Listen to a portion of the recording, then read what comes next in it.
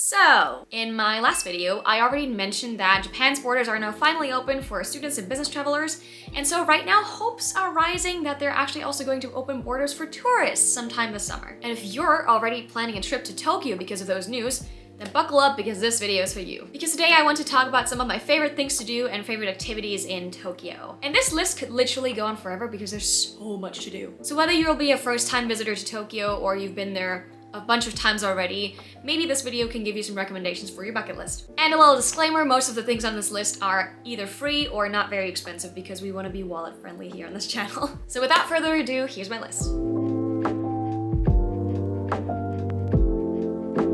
So one of my favorite areas in all of Tokyo are Harajuku or Omotesando. And located in Harajuku is also Takeshita-dori, which is one of the world's most famous streets for sure. Takeshita-dori is mostly known as a Harajuku fashion hub, and also it's a very popular tourist destination. And although it apparently has taken a big hit from the pandemic, it still is a sight to behold. But the street in particular can get kind of exhausting after a while because it's usually very crowded and there's just a lot of things going on. So what I love doing more when I'm in Harajuku than just walk down Takeshita-dori is to just keep walking. Because when you do that, you'll reach the further parts of Harajuku and Omotesando that are filled with super aesthetically pleasing stores, lots of trendy clothing shops, and also a lot of cute food places. Literally a minute away from Takeshita-dori, there's also Tokyo Plaza with its iconic entryway. The best part about Tokyo Plaza is without a doubt the Starbucks on the rooftop. I've never seen a more aesthetically pleasing Starbucks with a better view than this one. So if you want to take someone out on a coffee date but not break the bank, that's the place to go. This next point is more for people who like to party and go out a lot, and I definitely was that when I first went to Japan. But when I was there all by myself, was lonely, and I had no friends, this was the perfect thing for me to do. Shibuya, I think, is like the best place to go out because there's so many bars, so many restaurants, so many cool little things to do, and there's also a lot of bar hopping. Bar hopping meetups are actually very common in Tokyo because there's so many bars very close to each other, and if you want to join one of those, just look them up on Facebook or on Google. I'm sure you'll find one. And when I was in Tokyo for the first time, those nights were actually like my highlights. I met so many cool people there, Japanese people and foreigners, and we all just came together and partied in a safe environment. And on top of that, I found so many cool bars through these events that I then also went to again later by myself or with other friends. So bar hopping in Shibuya, I would absolutely recommend if you like to drink, if you want to make new friends, and if you want to explore the nightlife of Tokyo.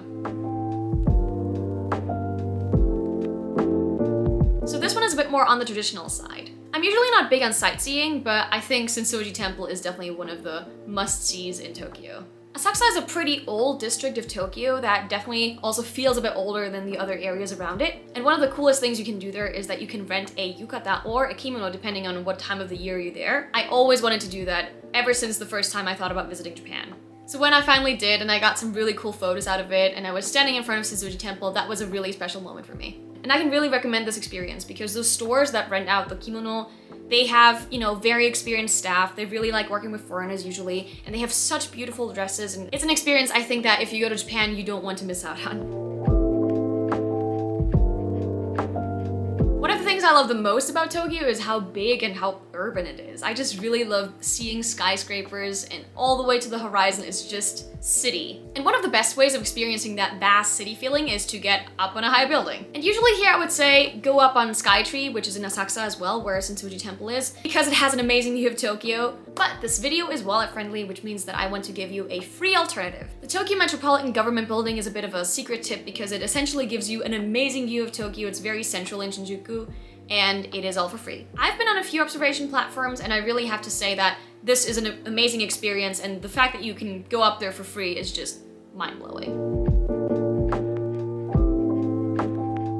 Alright, Odaiba is another one of my favorite places because every time I go there, I just feel like I'm in a different world all of a sudden. Odaiba is the man-made island in front of Tokyo Bay, which means that, everything there is kind of artificial, but I kind of love the feeling of it. I think it's so fascinating that humans can just make an island like that. So anyways, Odaiba has a lot of things to offer. There's numerous malls. My favorite one is actually this one called Venus Fort that actually looks like it has a sky inside of it. It reminds me of Italian architecture and stuff like that. It's really cool. And another highlight on Odaiba, I think, is the Team Labs Borderless Digital Art Museum that I think is just so stunning. I'm sure you've seen pictures of this before because it's extremely aesthetic, and I would really recommend you go there yourself to just kind of immerse yourself in the digital art.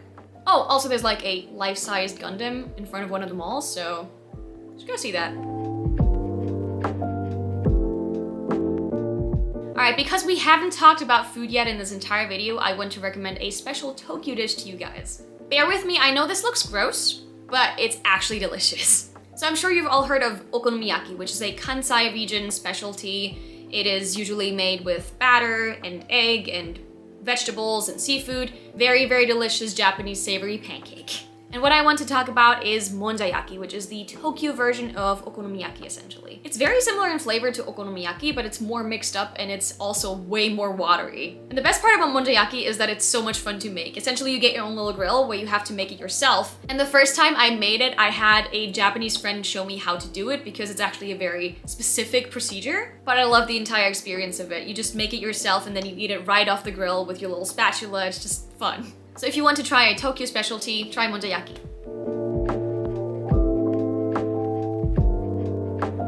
And lastly, I want to talk about Tokyo's gardens. So I'm not big on nature. I don't really do hikes, and I grew up around mountains and lakes and I never really cared for any of them. But there is something about beautifully crafted and well-maintained gardens that just makes me feel all warm and fuzzy inside. I just can't walk through these gardens and not feel immediately 100% better. So the biggest gardens I've been to are the one in Shinjuku, then Ueno Park, and also Yoyogi Park. All of these are super easy to reach by train and they're absolutely stunning all year round.